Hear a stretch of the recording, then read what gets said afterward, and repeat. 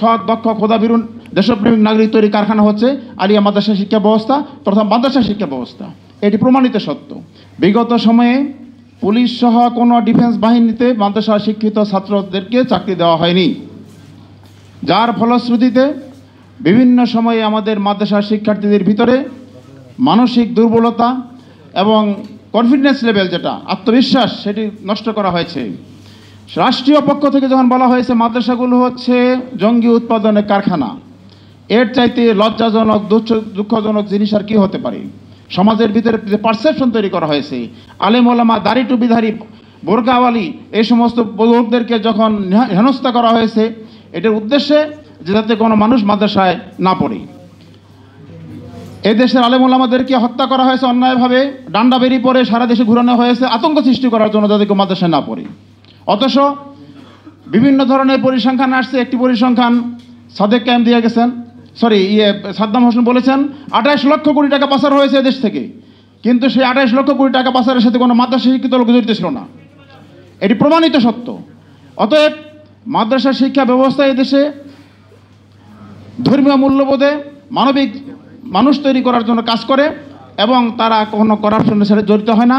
তারা মানুষের প্রতি ভালোবাসার মনোবোধ তৈরি করে এবং দেশপ্রেম তাদের মধ্যে আছে।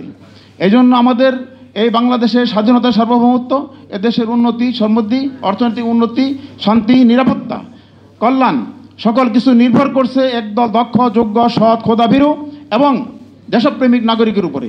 আর সেই সৎ, দক্ষ, খোদাভীরু দেশপ্রেমিক নাগরিক তৈরি কারখানা হচ্ছে আলিয়া মাদ্রাসা শিক্ষা ব্যবস্থা তথা মাদ্রাসা শিক্ষা ব্যবস্থা। এটি প্রমাণিত সত্য। এই জন্য যে পারসেপশন তৈরি হয়েছে, সেই পারসেপশন আমি আমাদের যারা ছাত্র আছে তাদেরকে আমি বলবো, তোমাদের ডান বাম পিছনে তাকানোর দরকার নাই। তোমরাই বৈষম্যের বিরুদ্ধে যুদ্ধ করেছো, তোমরাই রক্ত দিয়েছো, জীবন দিয়েছো, এখন তোমাদের দায়িত্ব হচ্ছে তোমরা যোগ্য হও, যোগ্যরূপে নিজেকে গড়ে তোলো, তাহলে তোমাদের কাঙ্ক্ষিত আসন থেকে কেউ বঞ্চিত করতে পারবে না ইনশাআল্লাহ।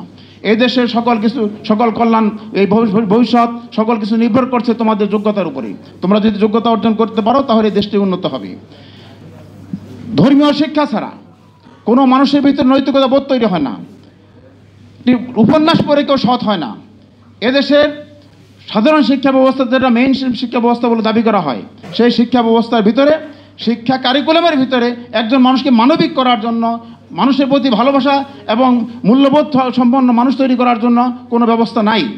যেজন্য আমরা দেখেছি বিগত সময়ে আবরার ফাহাদকে নির্দয়ভাবে যারা হত্যা করেছে, তারা কিন্তু কোনো বোকাশোকা ছাত্র ছিল না, সকলেই দেশের মেধাবী ছিল। কিন্তু সেই মেধাবী ছাত্র তারা মানুষ হতে পারে না, তারা দানবে তৈরি হয়েছে। অতএব শুধু ভালো ছাত্র হলেই হবে না, বরং তাদের মধ্যে মানবিক মূল্যবোধ থাকতে হবে। আর সেই মানবিক মূল্যবোধ তৈরি করে মাদ্রাসা শিক্ষা ব্যবস্থা। আপনারা বলতে পারেন তাহলে কি জেনারেল শিক্ষার ভিতরে কোনো ভালো মানুষ নাই? অবশ্যই আছে, অবশ্যই ভালো মানুষ আছে, ভালো অফিসার আছে, সৎ অফিসার আছে, জেনারেল শিক্ষিত হয়। কিন্তু আপনি খুঁজে দেখেন, হয় তিনি বক্তব্য পড়েছেন, না হলে তার পারিবারিক শিক্ষা আছে, না হলে তিনি এমন পরিবেশে বড় হয়েছেন, পারিপার্শ্বিক শিক্ষার কারণে তিনি মানবিক হয়েছেন। ওই শিক্ষা ব্যবস্থার মধ্যে সেটি রাখা হয় নাই। এখন আমাদের সময় এসেছে আমাদের টোটাল শিক্ষা ব্যবস্থাকে মানবিক মূল্যবোধ সম্পন্ন তৈরি করার জন্য ধর্মীয় শিক্ষা বেস করতে হবে। মাদ্রাসা শিক্ষা ব্যবস্থায় হবে ইনশাআল্লাহ ভবিষ্যতে আমাদের জন্য মূল ধারার শিক্ষা ব্যবস্থা। আমরা সেজন্য কাজ করছি।